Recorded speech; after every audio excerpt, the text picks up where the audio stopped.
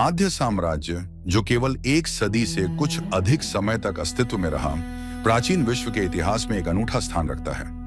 यह शक्तिशाली अशूर साम्राज्य की सीमाओं पर उभरा, लेकिन आगे चलकर उसी का मुख्य विनाशक बना और मेसोपोटामिया की सदियों पुरानी प्रभुता का अंत कर दिया। ईरान का पहला महान साम्राज्य होने के नाते माद साम्राज्य ने एक ऐसा राजनीतिक और सांस्कृतिक आदर्श स्थापित किया जिसे उसके प्रत्यक्ष उत्तराधिकारी फारसी अपनाएंगे और वैश्विक स्तर तक ऊंचा उठाएंगे। मीडिया का इतिहास बिखरी हुई जनजातियों से एक साम्राज्यवादी शक्ति में बदलने की कहानी है, जिसे उसके पड़ोसियों और शत्रुओं के विवरणों के आधार पर ही फिर से गढ़ना पड़ता है, क्योंकि मादी स्वयं अपने पीछे कोई लिखित अभिलेख नहीं छोड़ गए। दूसरी ओर पहली सहस्राब्दी ईसा पूर्व के मोड़ पर उत्तर से, संभवतः मध्य एशिया के घास के मैदानों से नई जनजातियां ईरानी पठार पर पहुंची। ये लोग इंडो ईरानी समुदाय के थे, जिनमें से कुछ को इतिहास में मादी के नाम से जाना जाता है। उन्होंने आज के ईरान के उत्तर पश्चिमी हिस्से में जागरोस की पहाड़ी क्षेत्र में बसावट की, जहां पहले से ही गुतियन, लुल्लुभी और कसीट जैसे स्थानीय समुदाय रहते थे। नए आने वाले लोग धीरे धीरे स्थानीय आबादी में घुल मिल गए और उनकी संस्कृति को अपनाया तथा उसमें अपने अनुसार बदलाव किए। मादी लोग पहली बार ऐतिहासिक मंच पर 9वीं शताब्दी ईसा पूर्व में असीरियाई राजा शल्मनेसर तृतीय के अभिलेखों में प्रकट होते हैं। अगले 2 शताब्दियों में अश्शूरी स्रोत एक ऐसे क्षेत्र का चित्रण करते हैं जो राजनीतिक इकाइयों के टुकड़ों में बंटा हुआ था। उस समय माद 1 दर्जन से अधिक छोटे छोटे रजवाड़ों का संगठित समूह था, जिनमें से प्रत्येक पर स्थानीय सरदार स्वतंत्र रूप से शासन करते थे। असीरियावासी इन शासकों को बेलाली कहते थे, जिसका अर्थ है निवास स्थान का स्वामी। केवल राजा सरगोन द्वितीय के अभिलेखों में ही ऐसे 50 से अधिक मादी सरदारों का उल्लेख मिलता है। उस समय अपनी शक्ति के चरम पर पहुंचे नव असीरियाई साम्राज्य के लिए ये बिखरे हुए पहाड़ी रजवाड़े लूटपाट के हमलों के आसान शिकार थे। असीरियाई नीति का उद्देश्य मादे पर पूर्ण विजय और एकीकरण नहीं था। इसके बजाय असीरियाई लोग नियमित रूप से दंडात्मक अभियानों की शुरुआत करते थे, जिनका मकसद भूमि को तबाह करना, लोगों को बंदी बनाना और भारी कर लगाना होता था। असीरियों के लिए विशेष रूप से महत्वपूर्ण थे मादी घोड़े, जो अपनी युद्ध क्षमता के लिए प्रसिद्ध थे और असीरियाई सेना की शक्ति बनाए रखने के लिए अनिवार्य थे। असीरियाई महलों की उभरी हुई चित्राकृतियां अक्सर मादी के करदाताओं को शानदार नस्ल के घोड़ों को राजा के सिंहासन तक ले जाते हुए दर्शाती हैं। इन अभियानों की क्रूरता के बावजूद असीरियाई कभी भी पूरे मादिया क्षेत्र पर पूर्ण नियंत्रण स्थापित करने में सफल नहीं हो सके। हालांकि यह लगातार बाहरी दबाव असुर के लिए अनपेक्षित परिणाम लेकर आया। एक साझा शत्रु से निरंतर खतरा इतना प्रबल उत्प्रेरक बन गया कि बिखरी हुई मादी जनजातियां एकता की ओर बढ़ने लगी। मीडिया को कमजोर करने की कोशिश में असीरिया स्वयं उस शक्ति के उदय की नींव रख रहा था, जो अंततः उसकी विनाश का कारण बनेगी। मीडिया जनजातियां आखिरकार किस प्रकार एकजुट हुईं, यह प्रश्न उनके इतिहास के अध्ययन में सबसे जटिल मुद्दों में से एक है, क्योंकि यूनानी परंपरा और कीलाक्षर स्रोतों में प्राप्त प्रमाणों के बीच बुनियादी असंगतियां पाई जाती हैं। सबसे प्रसिद्ध और सुसंगत विवरण यूनान के इतिहासकार हेरोडोटस ने 5वीं शताब्दी ईसा पूर्व में प्रस्तुत किया था। उसके वर्णन के अनुसार जब मादी लोगों ने अश्शूरियों का जुआ उतार फेंका तो उनके प्रदेशों में अराजकता फैल गई। उसी समय उनके बीच दियोकेस नामक एक बुद्धिमान और न्यायप्रिय व्यक्ति उभरा। एक ईमानदार और निष्पक्ष न्यायाधीश के रूप में अपनी ख्याति प्राप्त करने के बाद उन्होंने जानबूझकर विवादों का निपटारा करना बंद कर दिया, जिससे ऐसी अव्यवस्था फैल गई कि मादी लोगों ने स्वयं ही उन्हें अपना राजा चुन लिया, ताकि वे एक बार और हमेशा के लिए व्यवस्था बहाल कर सकें। राजा बनने के बाद दियोकेस ने सभी जनजातियों को एकजुट किया, भव्य राजधानी एकबतना, आधुनिक हमादान की स्थापना की और एक कठोर दरबारी शिष्टाचार लागू किया, जिससे उन्होंने स्वयं को जनता से अलग कर लिया और केंद्रीय सत्ता को मजबूत किया। हेरोडोटस के अनुसार दियोकेस का शासन 53 वर्षों तक चला, जो लगभग 647 ईसा पूर्व में समाप्त हुआ। समकालीन असीरियाई ग्रंथ एक बिल्कुल अलग तस्वीर पेश करते हैं। वे एक ऐसे व्यक्ति का उल्लेख करते हैं जिसका नाम मिलता जुलता है, दायोक्कू। हालांकि उसे किसी महान एकीकृत करने वाले राजा के रूप में नहीं दिखाया गया है, बल्कि केवल क्षेत्रों में से एक के एक छोटे शासक के रूप में प्रस्तुत किया गया है। और तो और वह अश्शूरी उत्पीड़न से मुक्ति दिलाने वाले के रूप में नहीं, बल्कि स्थानीय षड्यंत्रों में भागीदार के रूप में सामने आता है। 715 ईसा पूर्व में वह असीरियाई सम्राट सरगोन द्वितीय से पराजित हुआ, बंदी बना लिया गया और अपने परिवार सहित सीरिया निर्वासित कर दिया गया। कीलाक्षर स्रोतों में इस काल के दौरान एकीकृत माधी साम्राज्य का कोई प्रमाण नहीं मिलता। यह क्षेत्र राजनीतिक रूप से विभाजित ही रहा। इतना स्पष्ट विरोधाभास अधिकांश आधुनिक विद्वानों को हेरोडोट्स के विवरण को ऐतिहासिक अभिलेख के रूप में नहीं, बल्कि राज्य की उत्पत्ति से जुड़ी एक राजनीतिक मिथक कथा के रूप में देखने के लिए प्रेरित करता है। न्याय की चाहत से जन्मी राजशाही की यह सुरुचिपूर्ण कथा संभवतः बाद के फारसी हक्कामनी साम्राज्य की विचारधारा को दर्शाती है।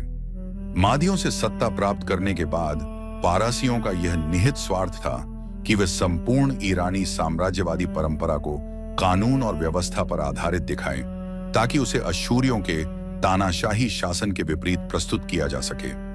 वास्तव में मीडिया का एकीकरण संभवतः कोई शांतिपूर्ण चुनाव नहीं था, बल्कि यह एक लंबी और उथल-पुथल भरी प्रक्रिया थी, जिसमें विजय और अधीनता शामिल थी, जिसे बाद के किसी शासक ने अंजाम दिया था। मीडिया साम्राज्य के वास्तविक संस्थापक राजा सियाक्सारिस थे, जिनका शासन लगभग 625 से 585 ईसा पूर्व तक रहा।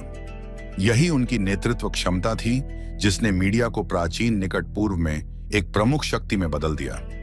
हेरोडोट्स के अनुसार सियाक्सारिस ने अपने पिता फ्रॉटिस की असफल असीरिया युद्ध में मृत्यु के बाद सिंहासन संभाला। उनके शासन के शुरुआती वर्षों में देश के भीतर सत्ता को मजबूत करने पर ध्यान केंद्रित किया गया।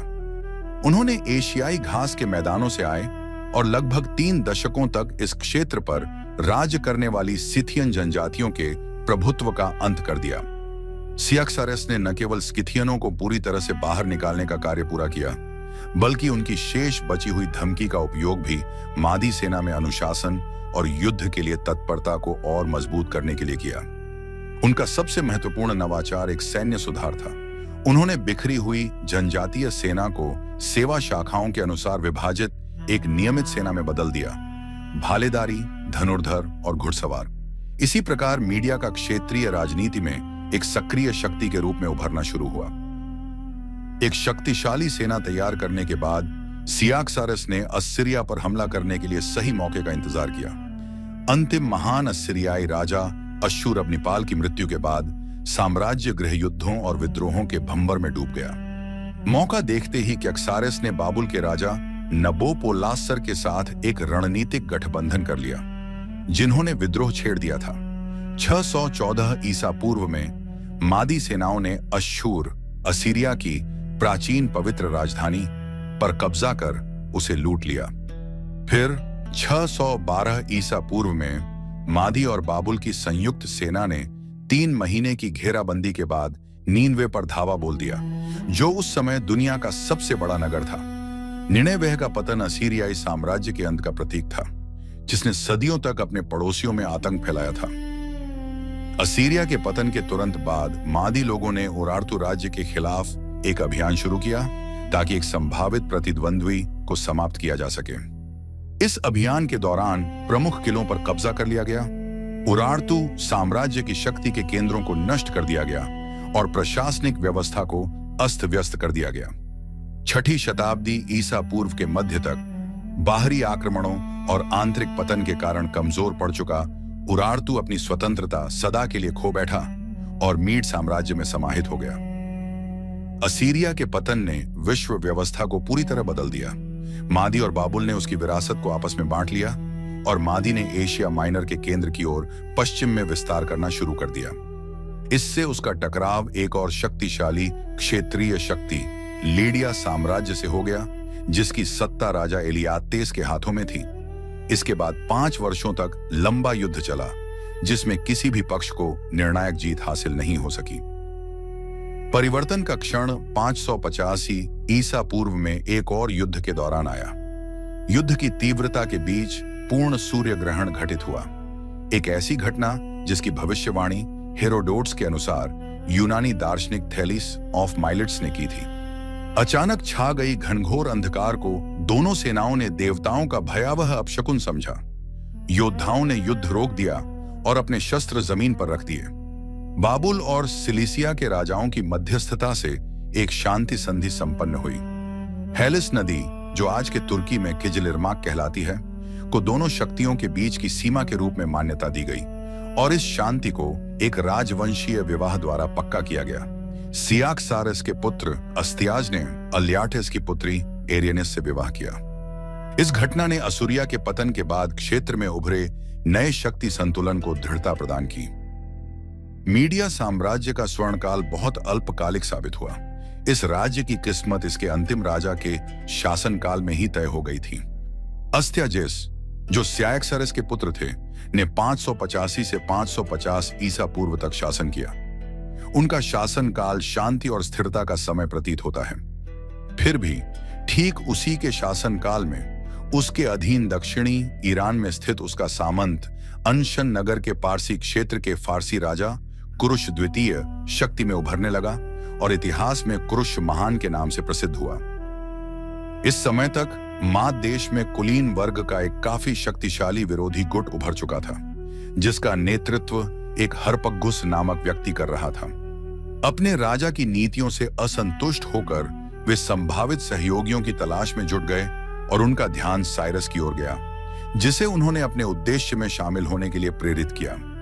फिर फारसी राजा ने भी अपने कबीले के लोगों को मादियों के खिलाफ विद्रोह करने के लिए आसानी से राजी कर लिया। सबसे पहले उसने उन्हें कठिन मजदूरी करने के लिए भेजा और अगले दिन उनके लिए एक शानदार दावत रखी। इसके बाद उसने उन्हें एक विकल्प दिया, या तो माधी राजा के अधीन रहकर मेहनत मशक्कत करो या उसे उखाड़ फेंको और आराम की जिंदगी जियो। यह स्पष्ट है कि फारसी लोग बहुत समय से मादी प्रभुत्व के अधीन असंतुष्ट थे, इसलिए उनका उत्तर कोई हैरानी की बात नहीं थी।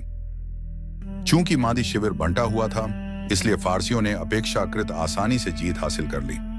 पहली लड़ाई में अस्थियाज ने हरपग्गुस को सेनापति नियुक्त किया और यह युद्ध शुरू होते ही लगभग समाप्त हो गया। हरपागुस पहले ही खुलकर कुरुश का समर्थन कर चुका था और अपनी सेना को लेकर फारसी सेना में शामिल हो गया था। बिना लड़े ही अपनी सबसे बेहतरीन सेना खो देने के बाद अस्त्यागेस ने अगली लड़ाई के लिए जितने भी लोग जुटा सकता था सबको इकट्ठा कर लिया, यहां तक कि बुजुर्गों को भी। मुख्य सेना के पीछे उसने एक अवरोधक टुकड़ी तैनात कर दी थी, जिसका काम था कि जो भी युद्ध भूमि से भागने की कोशिश करे उसे मार डाले। पासारगद के पास निर्णायक युद्ध 2 दिन तक चला। किंवदंती के अनुसार फारसी लोग मादी आक्रमण के सामने लगभग आत्मसमर्पण करने ही वाले थे, लेकिन उनकी पत्नियों ने उन्हें लज्जित किया और इसी से उन्हें हालात बदलने की ताकत मिली। विद्रोह 550 ईसा पूर्व में समाप्त हुआ। अगले 2 वर्षों में मादी साम्राज्य के अधीन रहे सभी क्षेत्र भी फारसियों के अधीन हो गए। अस्थियाज को पकड़ने के बाद साइरस ने न केवल उसकी जान बख्शी, बल्कि उसे हिरकानिया का राज्यपाल भी नियुक्त किया। मादी कुलीन वर्ग का वह हिस्सा जिसने फारसियों का साथ दिया था, अपनी विशेषाधिकारों को बनाए रखने में सफल रहा।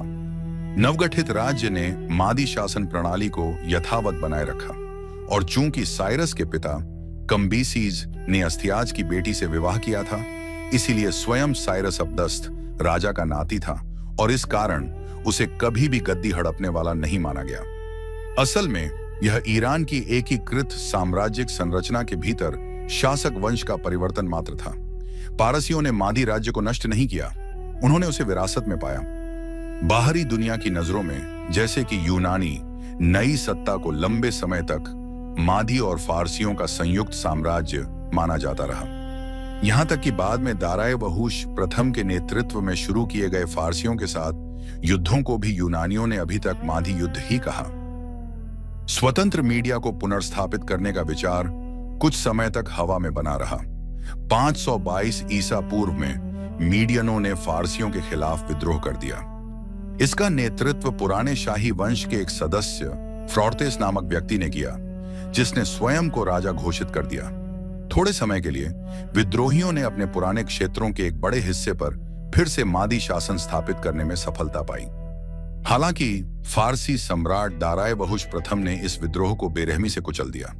स्वयंभू शासक फ्राउर्तेस को एक बतना में मृत्युदंड दिया गया और उसके बाद स्वतंत्र माद देश का नामो निशान तक नहीं रहा।